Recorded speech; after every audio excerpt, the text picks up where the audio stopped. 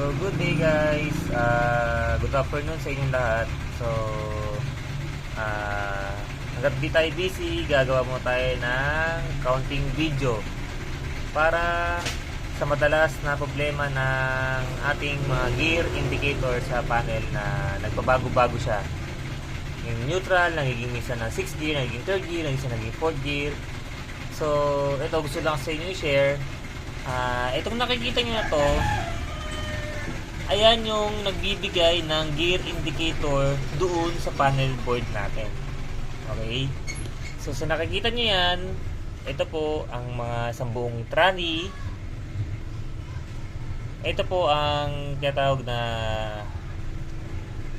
yung sa may pag-gear nyo, ito yung naglilipat ng mga gear shift natin. So, ito naman ang tinatawag na gear shifter. Ito, yan. Guys, kung may mali akong sinasabi sa bawat parts natin, pero kasi yun ang alam kong tawag. So, ito naman, yung nakikita nyo itong may wire to, ito ang tinatawag na gear sensor. So, guys, ito is pointed lang yan. Ito yan, ito. Ito lang yan, ito. Nakatutok dito yan.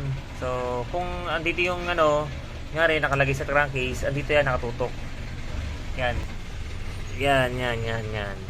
So, kada lipat na itong yung gear indicator na to, yung bibigyan ng gear indicator, kada lipat niyan, kung saan nagpo-point niyan, kung saan naka-gear yan, yun yung bibigay ng first gear, second gear, third gear, fourth gear, and sixth gear.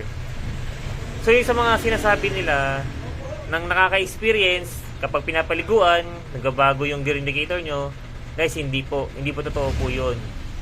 Hindi po takot ang tubig hindi po takot sa tubig ang big bike. Okay? Kahit sa mga auto sensor, pwede nyo basahin po yan. Wala pong problema po yan. So, yung sinasabing laging takot sa tubig, hindi po totoo po yun.